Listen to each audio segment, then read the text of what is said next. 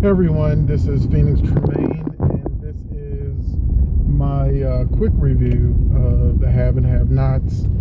This is probably my third one now because I tried to do it last night, but I took a sleeping pill because I was having a little bit of bout of insomnia, and it was starting to kick in, and so I don't feel like I gave the best review that I could have given, and I really want to get this out to you quickly. So now I'm leaving the gym, and I decided to hit you up with my review. So basically, the Have and Have Nots. That was some bullshit.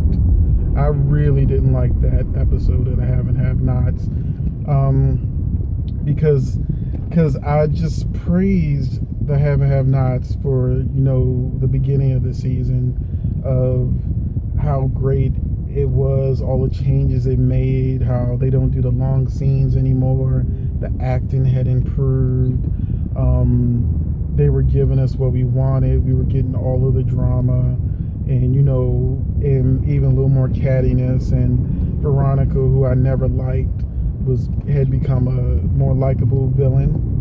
And I really just enjoyed the Have and Have Nots for that first episode. And then in the second episode, I was like, oh, what's this shit?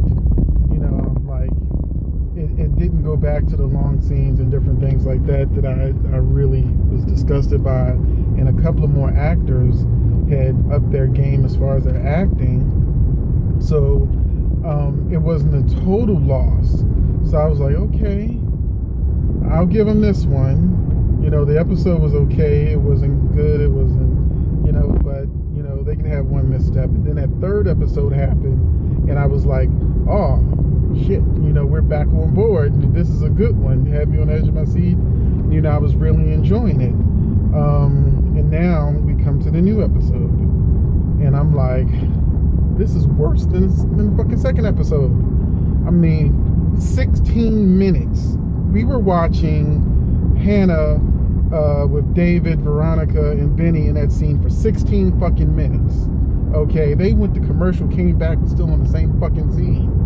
You spent a third of your show on one scene where nothing fucking happened. David did not find out that Benny and Veronica were in a room. Veronica, and only good part about that scene was Hannah cutting her eyes and looking evil, like you really felt Hannah in that scene. But I felt like Hannah was such a bitch, and not in a good way. I mean, I'm like, she let Veronica treat her like a straight bitch, a pussy. She totally, screwed over Hannah. And I know they want to make Veronica like queen bitch, but this show desperately needs a cat fight. That's why fans liked it so much when, Catherine dragged Celine. They didn't actually have a cat fight. She just dragged her a little bit. But Empire, we saw Nika and Cookie, at least by the end of the season, have a real cat fight. We have not had a real cat fight on this show yet. And that was the perfect moment. Hannah should have lost her shit and at least hauled off and slapped the bitch. Something. But David, he saw the prints in his damn car, and he didn't do shit about it. He didn't go back up in the house and like, where the fuck is my wife? Confronting Benny and shit. That would have been a good ass episode. That would have had me jumping up and fucking down. But instead we get David, another fucking pussy who I've been complaining about since the house fucking burnt down, about how his behavior. And I'm like, this bitch, I feel sorry for the actor, because I know he gets his scripts and just shake his head like, oh my God, at least it's a paycheck on a popular show. So that happened. And then we get Melissa, finding out Melissa's really pregnant, but she may not be pregnant. I think it's going to be a twist where she isn't pregnant, because she was in the bathroom and they made comments about why she in there so long. It shouldn't take that long. I'm like, the bitch probably had a bottle of a pregnant woman's piss in her bag, knowing what the hell she's supposed to do. Anything could have happened. So I don't think Melissa's really pregnant, but at least I saw that Melissa really, she called Candace a bitch and was like, I'm going to take all your money. You saw all the shit in the promo. Everything that happened in the promo was all the good parts. But if you had just saw the promo and skipped to the next episode, you wouldn't have missed nothing. And so that little Melissa scene. And then I think a lot of people are going to be pissed that Jeffrey don't have no fucking money. Candace offered him $10,000. He's like, oh, that's too much. Another fucking bitch. You know damn well you got to be fucking rich to write a script where a character who needs money says, oh, that's too much. Even if he thought $10,000 was too much to borrow from Candace, he could have said, well, just give me $5,000 or just give me $1,000 to get me through. He's like, no, I'm gonna wait for my father. So I know a lot of people are pissed about that and they're shaking their heads. That just kind of shows that once you get a little bit of money, then sometimes you can become out of touch with people who need money and how they will feel a real character react in that situation. And then we got another fucking thing that I hate about the have and have-nots. People repeating lines like you fucking stupid, and they just saying the same thing over and over and over again. And you know that was so annoying between Benny and Candace, just saying the same shit over. That car scene did not need to happen. Where he's like, you know, Candace, how you this money? I got a job. No, you didn't. Tell me the truth. They did that shit for 10 minutes. You know, then Candace brought Benny a business talking about she got a loan from her credit union. Why is Candace telling stupid ass lies? Benny's not stupid. Hannah's not stupid. The audience isn't stupid. You know, the new Benny 2.0 don't give a shit about where Candace got the money from. He just want to know the truth. You know, so they went through that shit. And then Benny, I think because of the accident, he probably has some mental issues because him and Hannah, their argument where he's like, I'm here for you. Don't be talking to me. You can't talk to me any kind of way. That's not Benny from season 1. This Benny after the car accident, sleeping with married women and kicking Quincy's ass, all of that is Benny 2.0. And I think they're going to blame it on a brain tumor or something. I don't know. It's a soap opera. But I do like the new Benny. But his acting in this episode, even though I praised him in the first one when it came back, you know, his acting went back to normal, which is, you know, bullshit. You know, he back to not knowing how to act again. And then, you know, they went back to Hannah and Veronica arguing, and that was some bullshit too. So that wasn't good. And Veronica just really dogged out Hannah.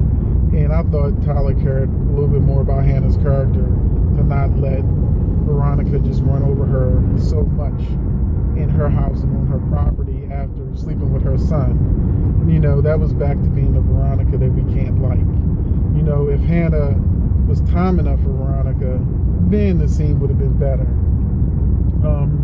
And then the last thing is Wyatt. We all saw Wyatt took Jim to jail. And there was this really, really funny part where he was getting strip searched and they were going to stick their finger up his ass to give a cavity search. And, you know, he was like, don't pull my pants down. Don't you pull my pants down. Now, that was funny, okay? Well, it was kind of like gay porn, but it was funny gay porn. And some of y'all know what I'm talking about. And, you know, that little moment was funny. But in the end, Jim basically took the guy who took the fall for Wyatt, made them strip and change clothes, and now Wyatt is actually in jail in that guy's place. And in the previews, it looks like that he might get raped. But I don't know if Tyler Perry would pull that trigger that, you know, that he's going to actually have Wyatt raped after Wyatt was already raped. You know, so I think it's going to end up being a scare. But that was it for the have and have-nots. They're back to doing these long-ass scenes, which I hate. They're back to bad acting, which I hate. And they're back to treating the audience like they're stupid, saying the same shit over and over again, repeating lines, stretching the scene. So there was only maybe 10 or 15 minutes of actual good dialogue or moments in this hour-long episode. So I hope you enjoyed this review. About 10 minutes from home. My phone is going to cut off anyway. But I will see you next time. I will be doing Hollywood Divas. Please like, subscribe, and share this video.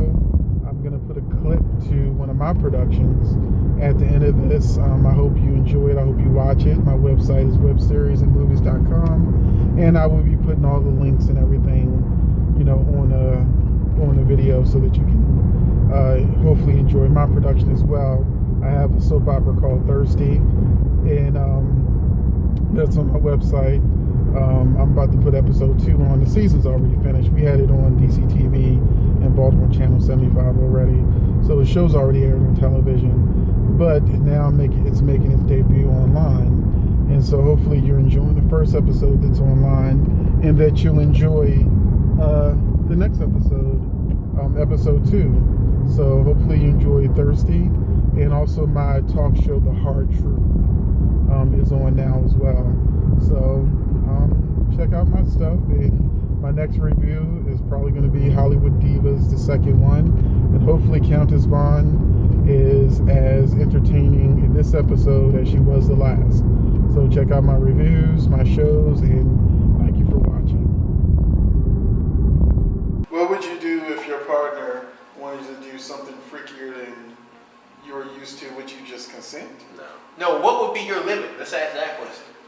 Yeah, you bend over, let me stick it in, let's go. No, Shit. and then Get on your I knees. feel like sex should not Get be on like, your knees. Here, come on the in floor. the alley. Not be in it shouldn't be in public. It should. No, I like I'm not the type of person. I'm a wild person going in the corner, so You should have been in this conversation, sir. It's a couple. Yeah, I'm trying, man. You forced me over there. You could have been. You over there going through the Backseat motions. driver. We can swap them right now, right quick, right, can we? Come on, cause you want to say something. for real. All right, Come on, man, swap them out. Go ahead, man. I feel some type of way about that. Sex party. Sex party. So what are you bursting from the scenes? For real. To All right, say? for one, so much, so much. I'm into kink. I'm part of the leather community, so I'm with that whole tie me up, tie me down, whip me, spank me, master, slave type of shit. So to me, that does nothing for me. It does not affect me whatsoever. If I met somebody like, hey, I want to go back, we can go back in my hotel room, my house, let me tie you down, please you, let me take control. That's an erotic thing there, to allow somebody to control you. Somebody that you don't know? You never know. Someone you just met. It's okay, you gotta look at it from this way.